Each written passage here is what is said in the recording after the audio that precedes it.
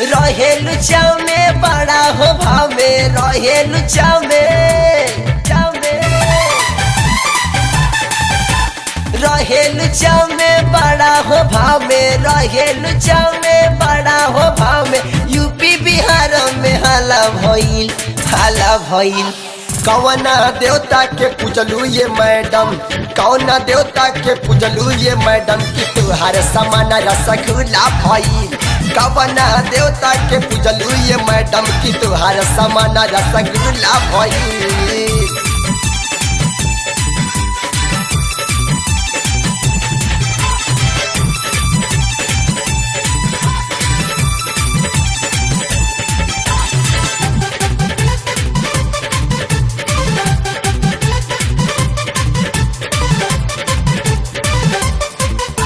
रह के तू साथ न बतौलू ई बात हमारा से, तू सब कुछ छुपा के पंडित बोलौलू कि अगर करवौलू कि सोखा से झाड़ा फुकवा के।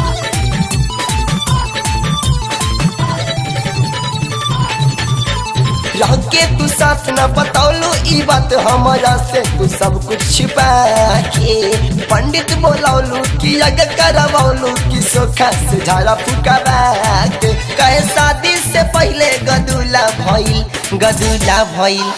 कौना देवता के पूजलू ये मैडम, कौना देवता के पूजलू ये मैडम कि तोहार समान रसगुल्ला भइल। कौना देवता के पूजलू ये मैडम कि तोहार समान रसगुल्ला भइल।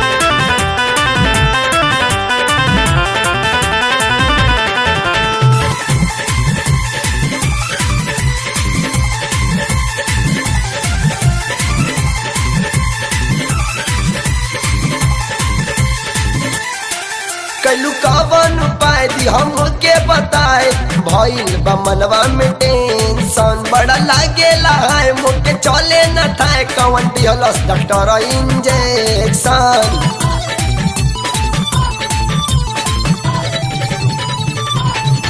कैलू कवन उपाय दी हमके बताए, भइल बा मनवा में टेंशन बड़ा लागेला है मुके चले न ठाए। कवन देलेस डॉक्टर इंजेक्शन, तोहर चाल मत वाला निराला भइल, निराला भइल। कौना देवता के पूजलू ये मैडम, कौना देवता के पूजलू ये मैडम कि तोहार समान रसगुल्ला भइल। कौना देवता के पूजलू ये मैडम कि तोहार समान रसगुल्ला भइल।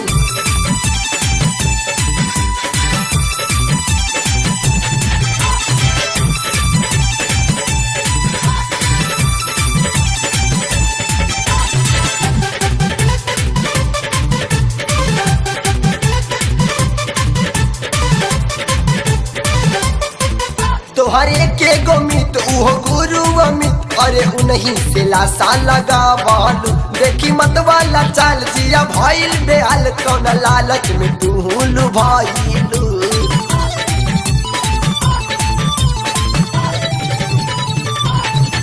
तोहरे के गोमित उहो गुरु अमित, अरे उन्हीं से लाशा लगावालू। देखी मत वाला चाल जिया भइल बेहाल, कौन लालच में तू लुभाइलू। कहे मनोज दाल में काला भइल, काला भइल। अरे कौना देवता के पूजलू ये मैडम, कौना देवता के पूजलू ये मैडम कि दोनों समान रसगुल्ला भइल। कौना देवता के पूजलू ये मैडम कि दोनों समान रसगुल्ला भइल। कौना देवता के पूजलू ये मैडम कि दोनों समान रसगुल्ला भइल।